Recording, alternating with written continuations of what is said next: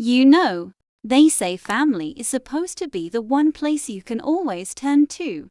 The one place where betrayal isn't supposed to exist. But let me tell you something I learned the hard way, that sometimes the sharpest knife doesn't come from a stranger in the dark. It comes from someone sitting right at your dinner table. My story begins with my sister, my own blood, who decided to teach my daughter a so-called lesson in humility. And the way she did it? By swapping out my little girl's medication on the most important day of her young life. Her recital? Now, before I get ahead of myself, let me explain how we got here. My name is Emily, and I've always been the dependable one. The one who worked quietly, raised her child with love, and God knows I tried to keep peace in the family. But my sister, Claire, peace was never enough for her. She thrived on control, on competition, and on cutting others down just so she could feel taller. My daughter, Lily, was her latest target. Lily is only 12, but she was born with a chronic health condition that requires daily medication. It's something we've learned to manage, something she's grown up with. And despite it, she's blossomed into this incredible little musician, a pianist with more heart in her small hands than some professionals I've seen play on stage. For months, she'd been practicing for her big recital. Hours of dedication, sore fingers, late nights, everything a mother dreams of seeing in her child. Passion, discipline, and joy. It was supposed to be a celebration of her strength, but Claire couldn't stand that. She made little comments leading up to the event. Oh, don't let her get too big-headed. Emily, music is just a hobby, not a future. Maybe you're spoiling her with too much praise. I brushed them off, because I thought that's just Claire being Claire. But I should have paid closer attention. Because while I was clapping for my daughter, encouraging her to chase her dreams, my sister was quietly plotting a way to make sure Lily stumbled, and she chose the one thing Lily depended on most, her medication. I didn't know it then. All I knew was that my sister's smile the morning of the recital felt different, too sweet, too satisfied. And as I looked back later, I realized it wasn't the smile of a supportive aunt.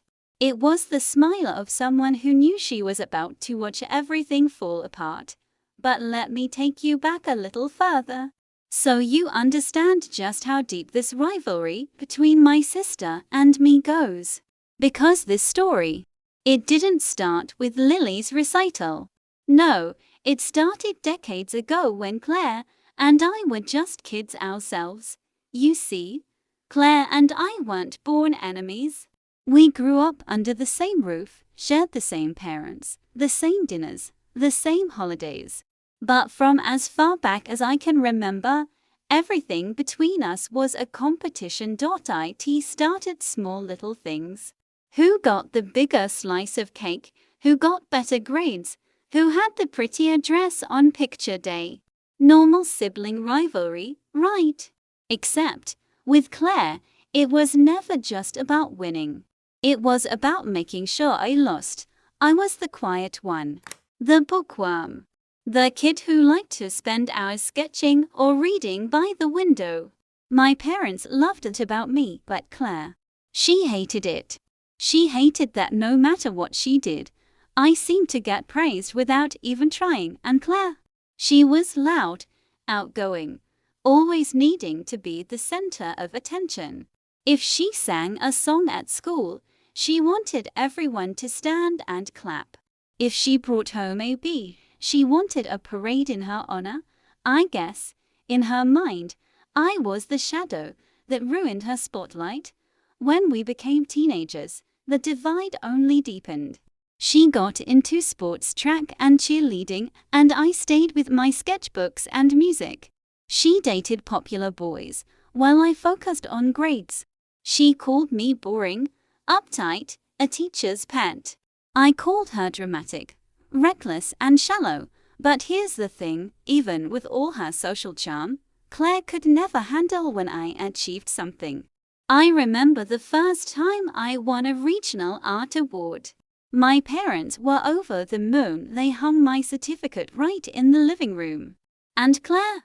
She refused to look at it. She muttered something like, "It's just a piece of paper. Who even cares?" That was Claire. If she couldn't beat me, she'd try to belittle me. As adults, you'd think we'd outgrow it. But no, Claire carried that resentment like a torch. She became obsessed with appearances, money and power. I, on the other hand, built a quieter life. I got married, had Lily, and poured myself into being a good mother, and that, believe it or not, was the ultimate insult to her, because Claire never had children of her own. Not by choice, not by circumstance, I don't even know anymore.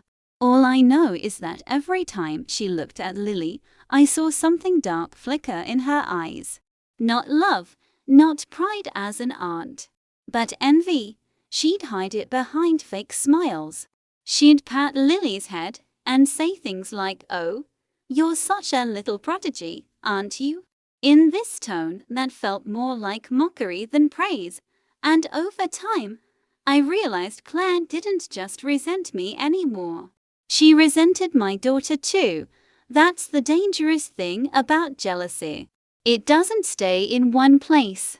It grows, it spreads, it poisons, and by the time Lily's recital rolled around, Claire wasn't just competing with me. She was competing with a 12-year-old girl. The months leading up to Lily's recital were some of the happiest in our home. Every evening after school, she'd rush to the piano, her little fingers stretching across the keys, stumbling at first, then smoothing out with practice. She'd play the same passage again and again until it sang. And I'd sit nearby, sometimes with a cup of tea, sometimes with my eyes closed, just letting the music wrap around me. Her piece was challenging Mozart, with all those playful but demanding runs. But Lily loved it. She said it made her feel like she was telling a story, not just playing notes. And every day, she grew more confident. But as Lily's confidence bloomed, Claire's comment sharpened. At first, they were disguised as jokes. "Oh, Emily, don't let her get a big head. One recital and she'll think she's ready for Carnegie Hall. Or talent's fine, but humility matters more. Don't let her forget that." I'd force a polite smile, even as my stomach tightened. Because I knew those weren't jokes, they were daggers, slipped between the ribs with a laugh. Then it got worse. She'd lean down to Lily and say, "Sweetheart, just remember sometimes the world doesn't clap. No matter how hard you play. Don't cry if they don't." What kind of aunt says that to a child? I pulled her aside once, told her to cut it out. She just raised an eyebrow and said, "I'm just keeping her grounded." You coddle her too much, Em. One day, reality's going to smack her in the face, and she won't know how to handle it. I bit my tongue, but inside, I was boiling. Lily didn't need reality to smack her. She already lived with it every day. The early mornings when her chest hurt, the nights when she lay weak and pale, waiting for her medication to kick in. That was her reality. And still, she got up, practiced, and smiled. She didn't need humility lessons from Claire. She already had more strength than most adults. I knew. As the recital date grew closer, the pressure mounted. The school printed flyers, teachers praised Lily, and neighbors started talking about that talented little girl down the street. I could see the pride swelling in Lily's chest. And I could see the storm brewing in Claire's eyes.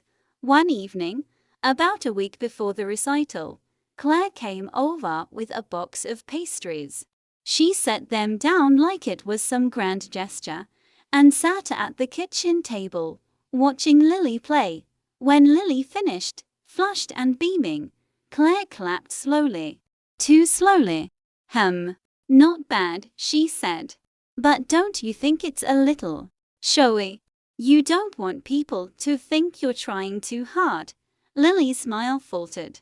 My heart cracked a little. I wanted to scream at Claire, throw her out of my house right then. But I didn't, because I thought she's just jealous. She can't really hurt us.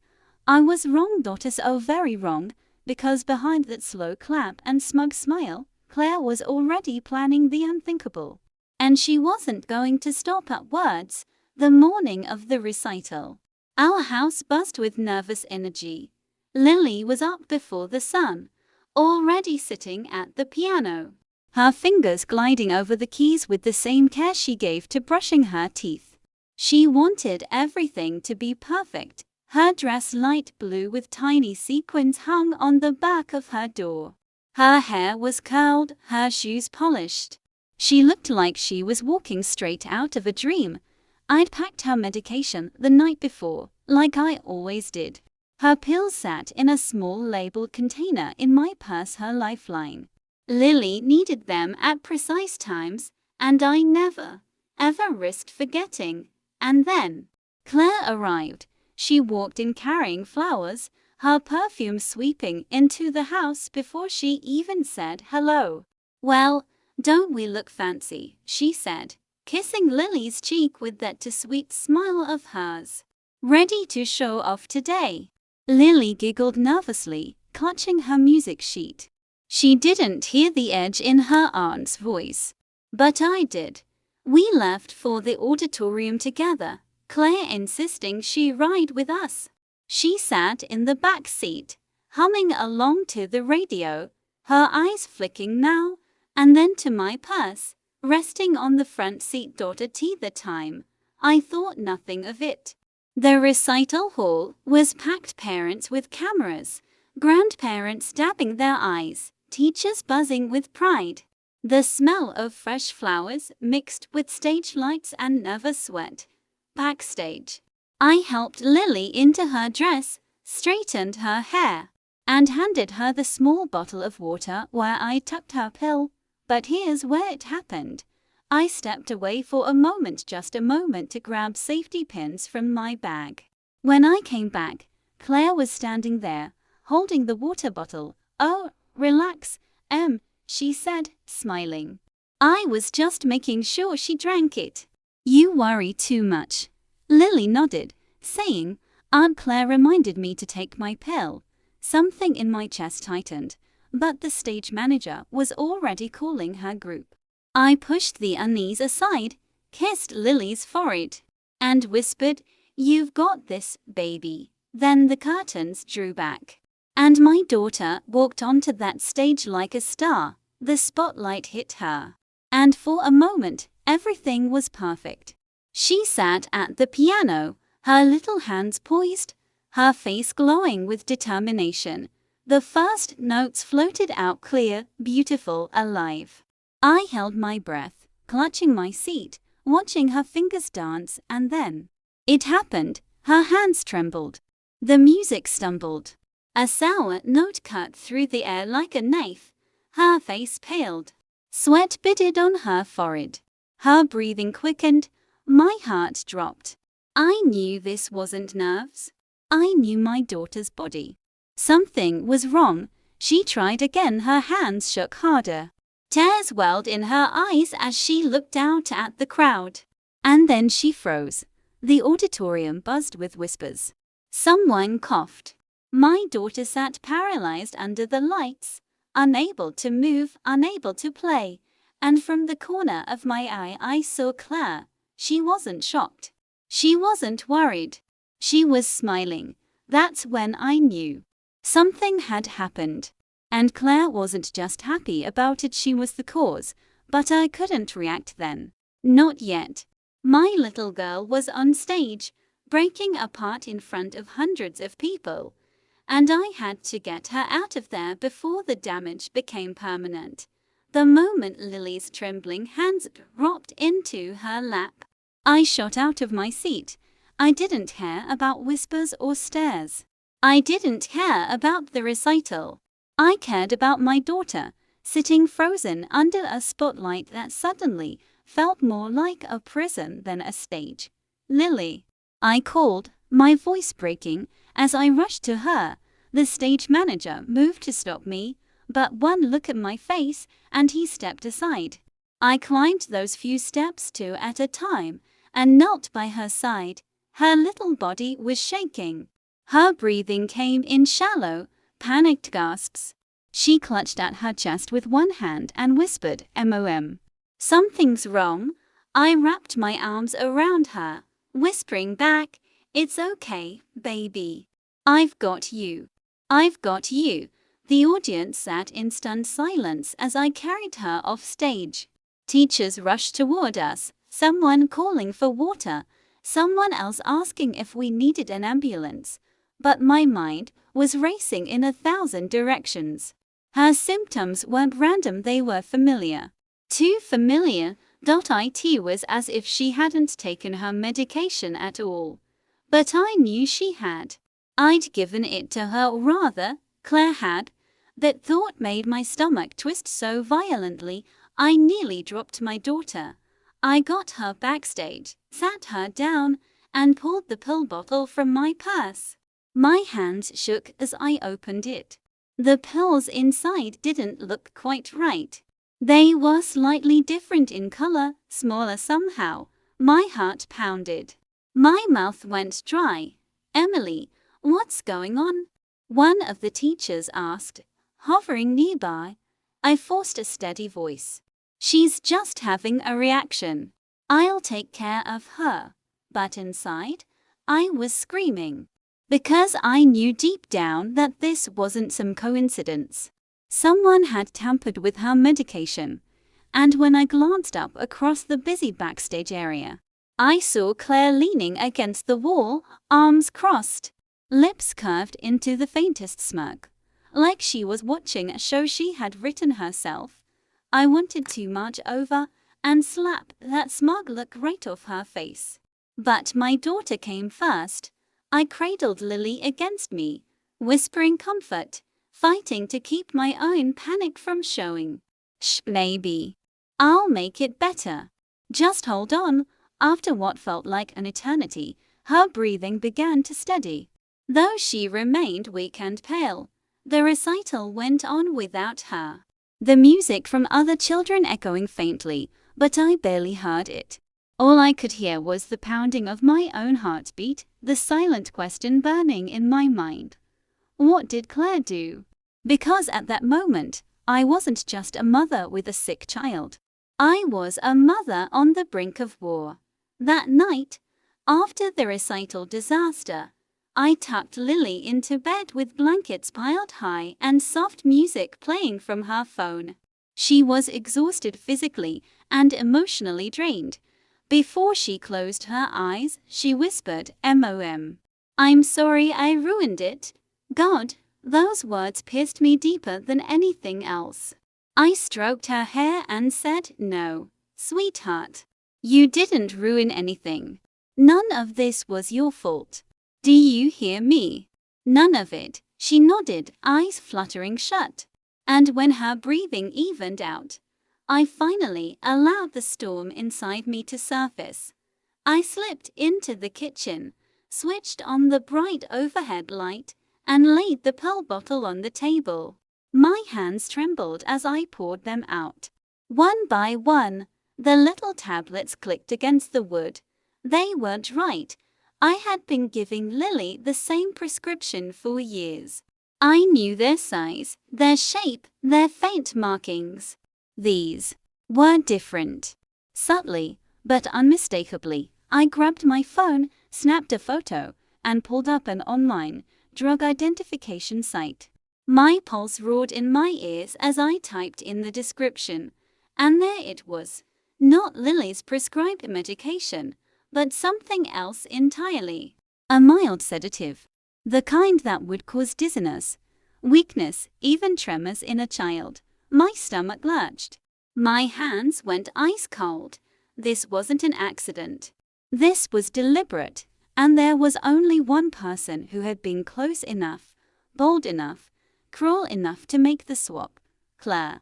I clenched my fists so hard, my nails bit into my palms. For a moment, I wanted to storm out of the house, pound on her door, and scream until the whole neighborhood heard. But no. That's what she'd expect. That's what she'd twist, spinning me into the crazy, overprotective sister. No, I needed proof. I needed her to trap herself. The next day, I called her. My voice was syrupy sweet, pretending nothing was wrong. Hey Claire, thanks again for coming yesterday. Lily's still recovering, poor thing. She gave a mock gasp. Oh dear, really? Maybe it was stage fright. Kids get so dramatic. Stage fright. My daughter wasn't dramatic. She had been drugged. I bit back my rage. Yeah, maybe. But funny thing, her pills looked a little different yesterday. Did you notice that? Silence on the other end. Then a light laugh. Emily, you're always so paranoid. You probably mixed them up yourself. Don't go blaming me for your mistakes. And there it was. Not just denial. Deflection. Classic Claire. But her laugh, it wavered. Just slightly. Enough to tell me she was rattled. I hung up the phone, my jaw tight. If she thought she could break my daughter and walk away smiling, she was dead wrong, because she had just declared war. And I wasn't about to lose. The morning after my call with Claire, I sat at the kitchen table, staring at the pill bottle. My anger was no longer fire, it was ice. Controlled. Focused. Claire wanted me to react emotionally, to lose control so she could gaslight me and make me look unstable. That's what she'd always done. But this time, I wasn't giving her the satisfaction. This time, I was going to be smarter. First step. Proof. I made an appointment with Lily's pediatrician, brought the swapped pills in a sealed bag, and explained everything. The doctor's face darkened immediately. These aren't her prescribed meds. Whoever gave her these put her at serious risk. I felt my chest clench. So, you can document that? Absolutely, he said. We'll run a full analysis. And Emily, if this was deliberate, you need to be careful. Careful. Yes, but also strategic. That night, I installed a small nanny cam in my kitchen, disguised in the corner near the pantry. Another in the living room. If Claire tried to get near Lily's things again, I'd have her caught in crystal clear footage. But evidence wasn't enough. I needed her to reveal herself, to confess in some way, to slip up the way she always did when she got to cocky dotus or I invited her over. She arrived 2 days later, all smiles, carrying another box of pastries. Thought Lily could use a little cheer up, she said, setting them on the counter like nothing had happened. I kept my tone light, casual. That's sweet of you. She's still weak, but she's getting better. Claire glanced at Lily, who was curled on the couch, with her sketch pad, drawing little flowers. Her eyes softened for just a moment, but then that sharp glint of jealousy returned. I offered Claire coffee, sat across from her, and slid the pill bottle onto the table deliberately. She froze for a fraction of a second, then smiled. Still obsessing over those, huh? I tilted my head, studying her. You know me. Always careful. Her lips twitched. She reached for her coffee instead of the pills. Maybe too careful. Kids need to learn the world isn't always safe. They need to be humbled sometimes, humbled. There it was again, that word she'd used before. My stomach turned, but my face stayed calm. Interesting philosophy, Claire. But I think Lily's already strong enough. Don't you? She laughed, sipping her coffee, deflecting. But my hidden camera caught every word, every expression. When she left that evening, I downloaded the footage and saved it in 3 different places. Hard drive, cloud, USB. Because if my sister thought she was untouchable, she was about to learn what happens when you underestimate a mother. And I was just getting started. The next week, I played my role perfectly.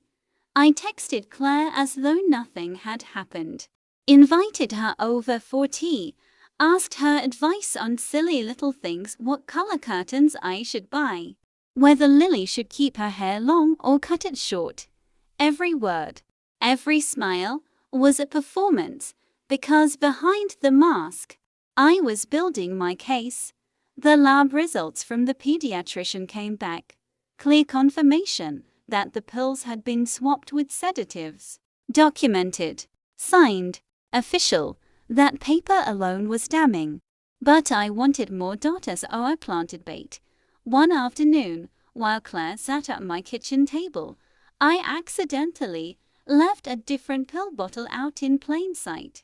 It was filled with harmless vitamins that looked almost identical to Lily's real medication. As I washed the dishes, I kept my eyes on the reflection in the window. Sure enough, Claire's hand drifted toward the bottle. She picked it up, studied it, then smirked before sliding it back into place. She couldn't help herself. Later, when she thought I wasn't looking, she whispered to Lily, "Don't be too sure you'll get another recital anytime soon." Life has a way of knocking people down when they get too confident. I saw Lily's little shoulders tense. That was it. That was the moment I decided Claire wasn't just my problem anymore. She was a danger to my child daughter, so I began planning her public unmasking. The school had scheduled a celebration evening the following month, a gathering of students, parents, and staff to recognize the children's achievements. Perfect. A full audience, including the very community Claire loved to impress. I knew exactly how I'd use it. In the weeks leading up to the event, I gathered every shred of evidence. The video footage of her comments, the pediatrician's report, the photos of the pills, even screenshots of our text exchanges, where she dropped subtle hints that kids need humility. Piece by piece, I was building a bomb, and at that celebration evening, I was going to let it detonate. But here's the thing about revenge: you have to let the guilty hang themselves. And Claire, arrogant as she was about to do just that. The weeks leading up to Mia's professional offer felt like I was living on the edge of a cliff. Every phone call, every message, every knock on the door felt like it could be the next storm. My sister had gone uncharacteristically quiet. And if there's one thing I've learned about her, it's that her silence is never a sign of surrender, it's a sign of plotting. Mia, meanwhile, threw herself into rehearsals with a fire that both terrified and inspired me. She was working harder than I had ever seen her work before. Every scale, every movement, every late-night repetition carried this unspoken message: I will not let her define me. But even in those triumphant moments, I could sense the emotional scars. The night before the next recital, I walked past her room and saw her sitting cross-legged on her bed, violin resting beside her. Her eyes weren't on the music sheets, they were fixed on the small bottle of pills on her nightstand. "Mom," she said softly, when she noticed me in the doorway. I keep thinking about what she did. About how easy it was for her to just steal something that was supposed to keep me safe. Her words sank into my bones. Because she was right. Medication wasn't just a pill, it was trust, safety, stability. And my own sister had stripped that from her without flinching. I sat beside her, taking the bottle gently into my hand. "Mia, listen to me. What your aunt did was vile, but it doesn't define you. You're not weak, you're not broken. You're the strongest person I know. And tomorrow, when you step on that stage, you're going to show everyone, not just her, that your strength comes from you. She leaned into me, her head resting on my shoulder. Do you really believe that? With every fiber of my being, I whispered. The next day, the recital hall was buzzing again. Parents in polished shoes, children in freshly ironed outfits, the air filled with the smell of perfume and anticipation. I felt déjà vu, but this time, I was sharper, more cautious. As I walked Mia backstage, I noticed something strange. A familiar perfume. My sister's perfume. I froze, my eyes scanning the hallway, and sure enough, there she was. Dressed as if she belonged there, clipboard in hand, trying to blend in with the staff. Mia, stay here, I said firmly, my heart pounding. I marched straight toward her. What are you doing here? I hissed. She smirked, not even bothering to deny it. Just here to watch. Don't worry, I won't touch her meds this time. That would be too obvious. My blood boiled. You're not welcome here. And if you so much as look in Mia's direction, I swear I'll make sure everyone in this room knows exactly what you've done. Oh please, she scoffed, rolling her eyes. You think anyone will believe you? You're the overly dramatic sister who always plays the victim. Me. I'm the composed one. The reasonable one. People like me. I stepped closer, lowering my voice to a dangerous whisper. Then I guess they'll love seeing the footage I had. Her smirk faltered. Footage. That's right. I lied smoothly. I installed cameras in the house weeks ago. Every move you made, every pill you touched, it's all there. And if you don't leave right now, I'll walk onto that stage and play it for every parent and teacher in this room, for the first time in a long time. I saw something flicker in her eyes. Fear. You wouldn't dare, she muttered. Try me, she faltered, clutching her clipboard like it could shield her. And then, with a frustrated huff, she turned on her heel and stormed out. I let out a shaky breath, my hands trembling, before rushing back to Mia. Everything okay? She asked nervously. Yes, baby. Everything's fine. Just focus on you. When Mia walked out on stage this time, the difference was undeniable. She wasn't just playing music, she was pouring her soul into every note. Her bow danced, her fingers flew, and when the final note rang out, the audience didn't just clap, they roared. Mia's eyes scanned the crowd, and for once, she wasn't searching for her aunt's face. She was looking for mine. And when our eyes met, I knew this was just the beginning of her triumph. But deep inside, I also knew this wasn't the end of my sister's games. If she had tried to sabotage Mia once and dared to show up again, she wasn't done. And next time, I might not be able to bluff my way out of it. This wasn't just about Mia's recital anymore. It was about something deeper: power, envy, control.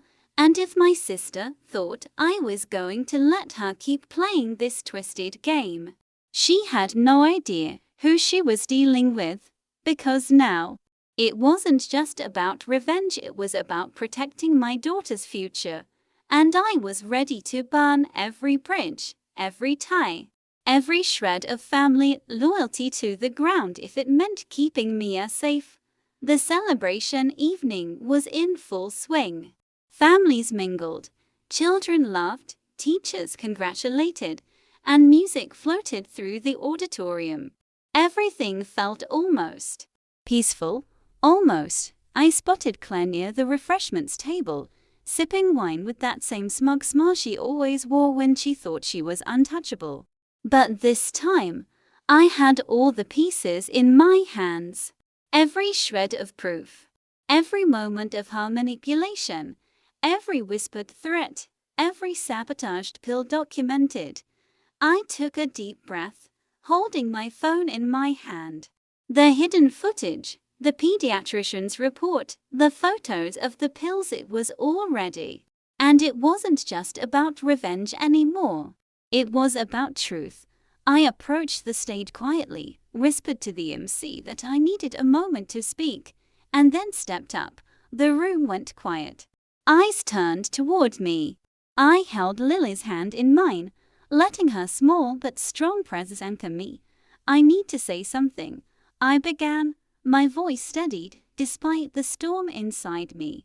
What I'm about to share isn't easy, but it's the truth, and it's something that affects my daughter and every parent here. Claire's smirk faltered. I could see her confusion, then panic.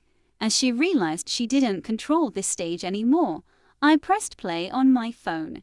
The auditorium filled with the unmistakable sound of Claire's voice from weeks ago, captured clearly on the hidden camera. Kids need to be humbled. Don't be too sure you'll get another recital. Life has a way of knocking people down. Gasps, whispers, teachers exchanging glances, parents staring at Claire, who now looked smaller than ever.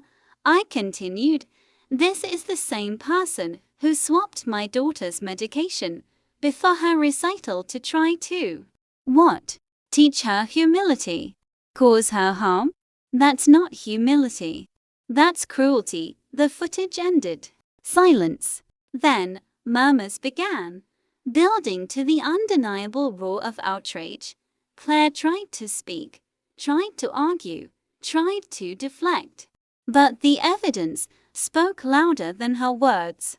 The pediatrician's report, the photos of the pills, the timestamps, all irrefutable. One by one, people shook their heads. A teacher whispered, this is unbelievable. And Claire, she couldn't hold her composure anymore. Her voice trembled. Emily, it wasn't meant to hurt her. But no one believed her. Not now.